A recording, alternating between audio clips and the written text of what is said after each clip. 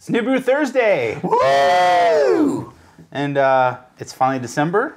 Christmas! Obviously, in case you didn't notice, Steve's Mickey Mouse. I'm embracing Christmas thing. this year because I got to escape a cult this year. Dude, someone is rolling with their Santa hat right now. I have to say I admire it. You're very festive. I mean, I'm not usually one to get into the spirit. Well, it's my first time, so. Yeah. Well, when you've been around Christmas for 33 years, you know. John's like, I'm so over Christmas. It's just one of those, and you've been around it too, but you've never celebrated it. I've been around it in the, oh my God, look at those lights, that's so pagan. Whatever.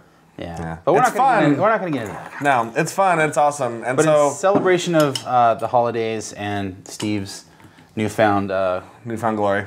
There you go. Nice. I like that. Also, this is technically going to be our Christmas episode because next week we'll be at Total Wine, which is going to be a blast, which is on the 8th when we'll be filming it. So actually, yeah, if you're watching it's this actually Thursday the 6th, so come out on Saturday if you want to watch us film that and meet us afterwards and drink beer with us. It'd be good. That'd be cool. And then after that, we're doing our End of the World episode with the 12-12-12-12. So, or no, with the drink by. Although the 12-12-12 from Stone would work also, the vertical epic. But right. We're doing the Enjoy by 12-21. Yeah. Or Enjoy by, yeah. Because that date just happens to be the date on the Mayan calendar when the world ends. We should mention that we're drinking Alesmith Yulesmith yes. winter version, which is their Imperial Red. So let's go ahead and cheers. Ring ding-a-ling, ring ding-a-ling. It's definitely red. Yeah. It is red. Yeah. It smells good too. The Yulesmiths are some of my favorite beers that Alesmith puts out. Actually, I don't know if you guys know this, but Alesmith IPA was the beer that turned me into a hophead. Yeah, I can see that. Yeah. It's true. It's such a great beer. I mean, especially when you get it super, super fresh. I mean, that's just one of those IPAs that is just like, this is what, yeah, it's like, this is what an IPA should be. It like epitomizes like San Diego IPA to me. It's one of the one. Yeah, one of the Alesmith beers is, I mean, I'm not going to say they're underrated necessarily because they are pretty popular, at least in the SoCal locally, scene. yeah. But as far as the nationwide scene. Well, and I think most people nationwide would know Speedway Stout. That's that's their pinnacle trade beer. And but that's really, you know, I think what most people know of Alesmith. Old Numbskull, a lot of people know about that. I think they're one of like the kind of unsung heroes of the San Diego scene because so many have blown up. I mean, especially certain beers have blown up so much. Like you look at Sculpin blowing up, Ballast Point, and you know. Now I'm going to say this. I'm going to say this with a caveat that I love Ballast Point and I love Sculpin, the beer. I am not a fan of all these like weird varieties of Sculpin. I disagree. Habanero Sculpin. Oh, no, so good. Sorry, that's a different argument. So good. That's a weird argument for this show, but I just because you brought it up, I really do not like that beer. Sculpin's a great. You don't like Sculpin? No, I love Sculpin. I don't like Sculpin, the jalapeno, the habanero Sculpin. It's like, no. No. I mean, if they make a good beer and they want to experiment with it, you know. Yeah, that's fine. Yeah, I'm a fan. But with Alesmith, they, like I said, they have such a broad range of beers that they do that are so good. Like their ESB, the Anvil, great beer, so good. What I like about Alesmith is that they are true to style in a lot of the beers that they do. When they experiment, they get really crazy. And they do some really crazy stuff with it, which is awesome. But their line of beers are really, really spot on and very consistent. They're incredibly solid. Yeah, and it almost feels like they perfected those beers before they went and got crazy. This particular line, this comes out twice a year. They do a July version, which is a double IPA. Double IPA, yeah. And this is a double red IPA. It's an Imperial Red. Imperial Red, yeah. And this beer won gold at the World Beer Cup 2003, 4, and 5. There are certain Imperial Reds that can get, you know, very disjointed. You know, they can be really, really malt focused. I say they get mucky. Really, it's muddy in a way because you'll have like a ton of like, you know, crystal malt like sweetness, and then there will be, you know, it'll be too bitter or whatever. It's a difficult style to kind of balance the malts out, that you need to get to the proper SRM and flavor profile of a red like this interfere with the hop profile that you're using generally. Yeah, well, and so with this beer, balance, with this beer, they balance that really nicely because you get that nice little sweetness on the front end. That's a good thing to say because, yeah, if you're just using malt just to get a color, you know, you could really screw up a beer by using just whatever. Like I'm gonna throw some chocolate in to get another 10 points on the SRM scale. That's exactly it, and that's the thing is there are so many ways to hit a certain color that finding the right one that balances right with the hop profile that you're using, the ABV, your IBUs, you know, it's a pretty delicate balancing act. You know, especially when it comes to a beer that is this big, because, you know, it's when you get to this, you know, ABV, because this is probably like what, 8 I think it's 9.5.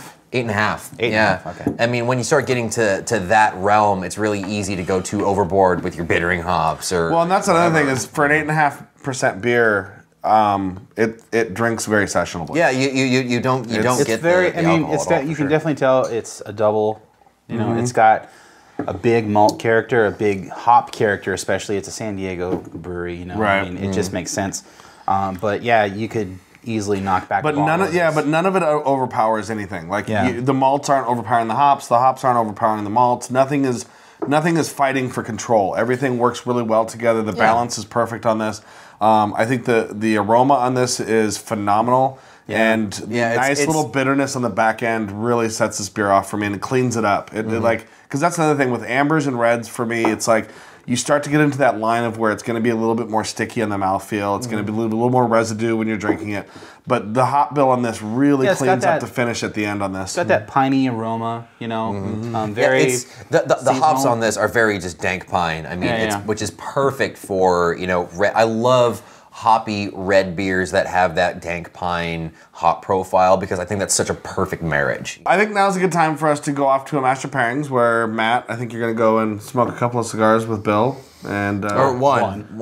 Which smoking a cigar with Bill is definitely an experience, and especially with Autumn Maple, which we did with this cigar. Yeah, it's the brewery's autumn beer. Which is actually, I mean, it's a fall beer, but I think it works really well with Christmas as well. Yeah, we did. I think it's a great, because a lot of people do ham for their Christmas dinners, and I think that beer would work really well with a ham. Ham and yams. Yeah, no yams. We did 2 of them though. We did. Yams are in Autumn Maple. I know, but I'm not a big. We're not going to get into that conversation. We did. I like Autumn Maple. I hate yams. I just want to say this. ham and yam. That's all. We did the barrel aged and the 100% Brett version. Yes, So both were spectacular. Yeah. So Go and watch. Not listen to us talk about it.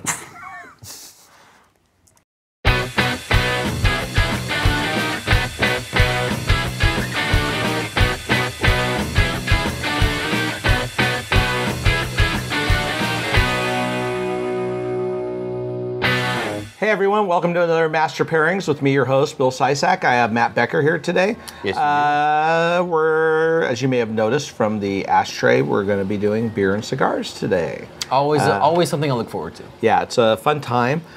We have a beautiful beer. You want to tell them a little bit about this beer, Matt? We're doing the Bruery's Autumn Maple, but not only are we doing the Bruery's Autumn Maple, we are actually doing 100% bourbon barrel aged Autumn Maple. Autumn Maple is their fall seasonal. It's a great beer. It's a big beer. I think the original version is what, like 10, 11%? Yeah, this was bigger though with the bourbon barrel. Yeah, exactly.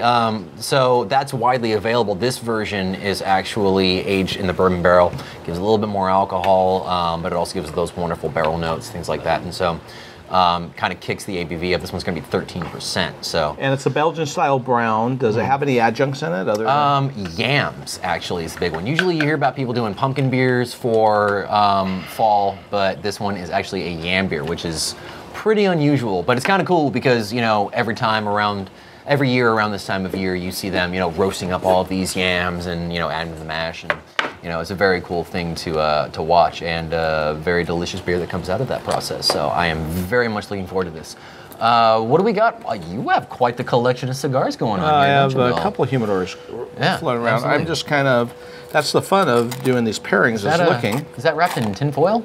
Should that be in my pants? So going through security on at an airport? What you hipsters do with your off time. Oh, you had to use the H word. Oh. All right. I'm a hipster. I admit it. It's just, I'm going to own it. I am. This So is a Bill. beautiful cigar. This is the Illusione MJ12. Oh. It's a fabulous, big, rich, intense cigar. Something that's going to be standing up to this very big, rich beer that we have going on here. And so I thought I'd break these out. These will be delicious. What we're going to do, guys, is, if you've seen our other cigar episodes, we're going to break this up into thirds, because when you smoke a cigar and you smell from the foot. The first third tastes different than the middle third, than the last third. It usually gets more intense in flavor, but there's definitely variations that occur. So we're going to do that. Would you like to open up the beer, and I'll prepare the cigars? I'm going to have to ask you to cut that for me. No I think problem. you're a bit more proficient in that area than I am. I'm still a bit of a cigar noob, as they would say in the internet world. Except they would spell it with 2 zeros instead of O's. All right, well, let's dig into this beer. Absolutely. Big 13% Belgian brown ale. It's got a lot of those like winter fruit kind of Definitely. Belgian notes. And yet the vanilla from the bourbon is shining through. Absolutely. Still has a lot of nice spice characteristics. I believe they spice this beer as well. Such a good beer. So underrated because they do, everybody goes crazy about Chocolate Rain. Oh, baby. Chocolate Rain. Chocolate Rain. Black Tuesday, all those ones. This is one of my favorite beers that Patrick and his team does. Absolutely, and it's nice because even with the barrel, it has a lot of really great balance to all the flavors. It's like it's not way in your face with the barrel. It's not way in your face with the spice, which is always something I get nervous about when it comes to winter spice beers. But yeah, it's fabulous. Big cigar, beautiful Maduro wrapper. Actually, it's probably more like a double Colorado wrapper, but. Yeah, I was gonna say, like, what do we have? I'm not familiar with this this producer. What's Illusione, fabulous cigars. This cigar is one of my favorite from them, the MJ12. What I like about it is you get these nice coffee notes definitely. and a little bit of espresso. Yeah, I was gonna say, like, getting some cocoa notes, little wood. Yeah, definitely some chocolate. Definitely plays well with this. It's a beautiful cigar. Should we attempt to teach you about retrohaling? I am down. So normally you just roll it around in your mouth, but you Right. can also retrohale because you have the olfactory glands in your sinus passages. Sure. And you have orthonasal and retronasal going through your mouth or nose. So because 80-90% of taste is smell, by the aromas going up into that area, you would like to get your cigar smoke up there so you can truly smoke the cigar. So it's kind of hard to explain. It's kind of like being underwater and blowing out air through your nose. So what you want to do is you want to put it in your mouth, maybe blow out a portion of it as you're starting, and then go ahead and try to push it up in through your nasal passageway and out your nose, without inhaling it to your lungs. Oh, I see. So.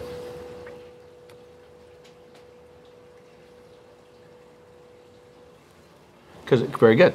Because if you do that, then you get all these more intense flavors from a cigar. I get a lot more spicy notes when that's you coming will, through. and a lot of times spiciness, woody, but also if it's more chocolate or espresso, you'll pick those up too as you go along with the cigar as you get more used to it. Obviously, it's you're putting heat up there, so it's getting used to it. Burns a your little first bit. time. I mean, this is your first time doing it, correct? Yeah. So as you advance in it, you'll get more used to it. Your sinus passages will get more used to it, and you'll be able to appreciate and enjoy the cigar more. Yeah, definitely. But yeah, like I said, it definitely opens up certain flavors that you're getting kind of little hints of, but just the fact that it's, coating that, like you said, that nasal cavity where you're getting all those interesting aromas, it definitely kind of opens things up quite a bit. So what we're doing now is we're enjoying this first third. It's usually the most intense as far as the heat from the smoke. The less often you hit your cigar, you should only need to hit your cigar about, and by hitting, I'm talking about drawing on your cigar, every 30 seconds or so. If you're doing it more often, you're making the cigar hotter and hotter, and so you're increasing. Sometimes it's hard because I enjoy it. I sit there and talk, and I'll be like puffing away, and but especially if it's really good. I mean, you want to drag. Really, when you go with the great, if you get a chance to hang out with the great cigar producers or their rollers and watch the way they smoke and enjoy, they smoke. They take a nice inhalation, then they sit and relax for a while, and then they pick it back up. And a well-made cigar should be able to stay lit. Right. Yeah, I was going to say, because if you have something of, I would imagine, lesser quality, then if you let it sit for too long, it's just going to go out and you have to relight it, which from what I understand isn't really good for it to relight it over and over and over. Well, a lot of times you want to expel it by blowing out before you relight it. So what you want to do is blow out, and you're going to get a lot of that residual stuff that's in there, those impurities, and do that, and then relight it. Right.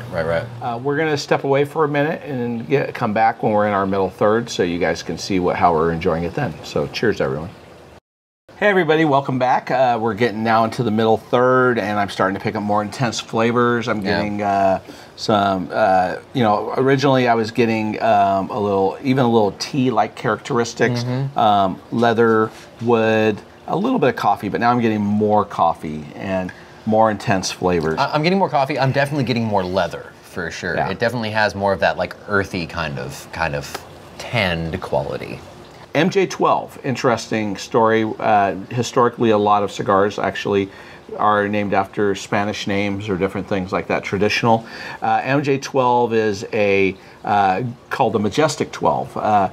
They were a group of scientists, politicians, and military people after the Roswell incident that President Truman appointed to investigate UFOs. Kind of thus the silver wrapper around it, kind of meaningful because it's a weather balloon. If you think about it, yeah, exactly, the metallic material that was found during the Roswell incident that they believe was from a weather balloon, or maybe it's just a tinfoil hat you're supposed to wear so they don't read your mind. I don't know. But it's the same tinfoil hat you wear to pick up certain cable stations. Exactly. So you're out. The beer is multiplied miraculously. We should have started earlier, which is they're 100% Brett beer. It's only 10%. Once again, it still has the same characteristics. Yams, has spices, maple. I like this beer with it. I'm not sure how much I'll like that one, but let's find out. Probably should have had that for the first third. Had this for the middle and last third, but let's find out. I assume because, the lack of the barrel, that this is going to be brighter. It's going to have more of like a fruity kind of character. Well, it's got Brett too. Yeah, that's true. So it's going to have a little bit more of a funk to it. But then again, as we've learned on New Brew Thursday, just because it's 100% Brett doesn't necessarily mean that it's going to have funk. It just has a different kind of fruity sort of character. What 100% Brett beers have you had that didn't have any funk? Actually, a few of the Crooked Stave beers. Chad Jacobson, he talks a lot about how, just because a beer has Brett doesn't necessarily mean that it's going to have funk. That long aging, that,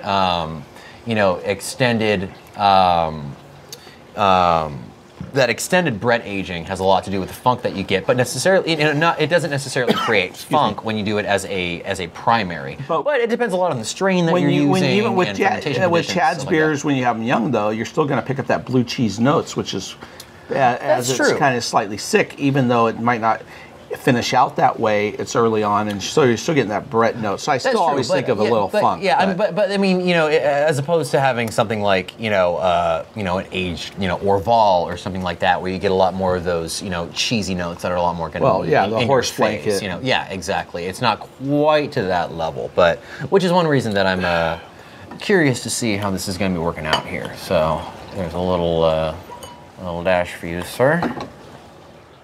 Cheers. Cheers. It's brighter for sure. Brings out more of the yam and maple syrup, especially because you don't have the vanilla and coconut notes battling it from the bourbon. Yeah, I definitely get a lot more of the yam character for sure. It has a lot more of that like earthy, it has a vegetal quality, but not like how a lot of not a green vegetal. Yeah, exactly. Not that negative vegetal character that so many people talk about.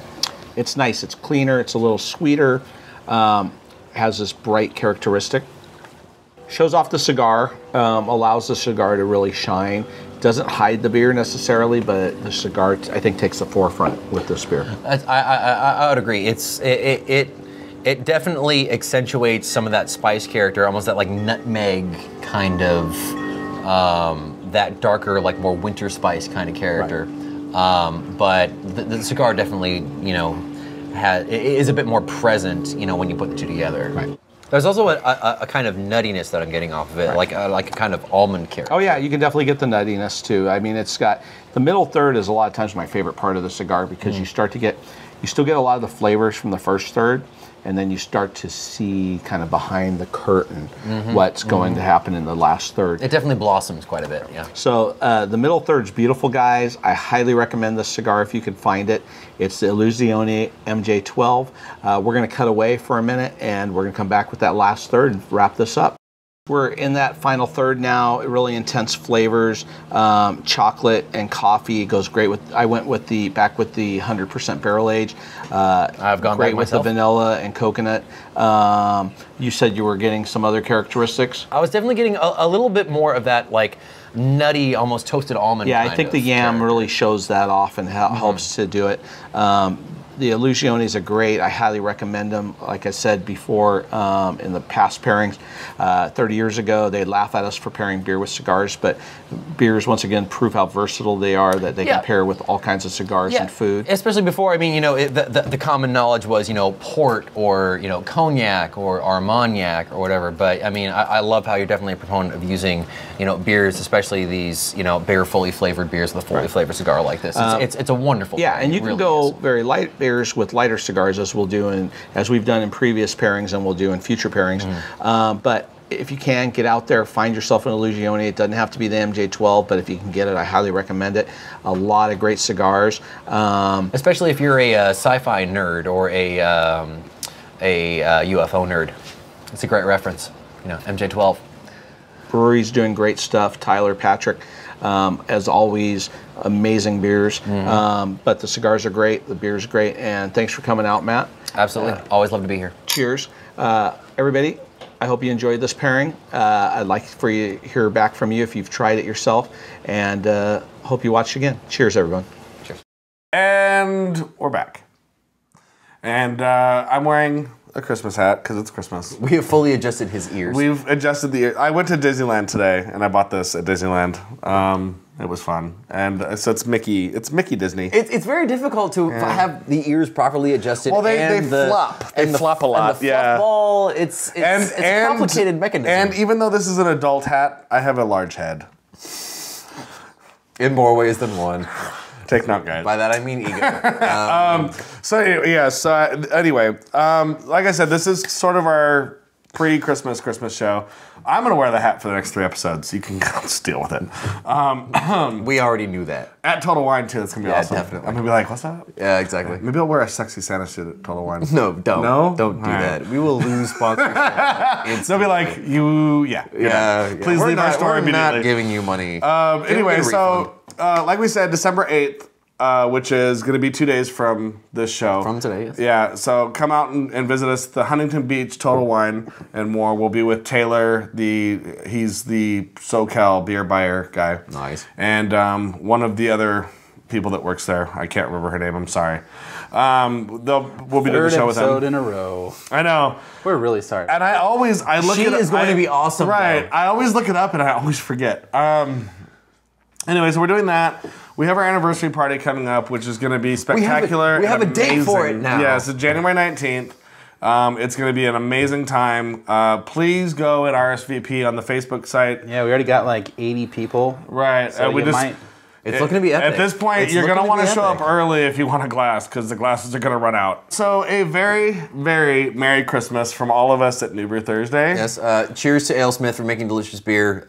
We've gushed quite a bit about you guys on this episode, but this is a fantastic beer. If you can find it, then buy it because it's wonderful. It's one of The my summer favorites. one too. The double IPA is definitely fan-friggin-tastic. Absolutely. And I do want to take one small moment to say that the holiday season is a great time of year. It's a lot of time to get together with your family if they haven't disowned you, and your friends if they haven't left you, and you drink a lot. But please be safe this holiday season. Do not drink and drive. Do not be stupid. So Practice safety this holiday season, because we want to see you next year. So what should they do? Stay safe and drink beer. They should stay safe and drink beer. Cheers. Dude, there you go. You totally set it up and you just...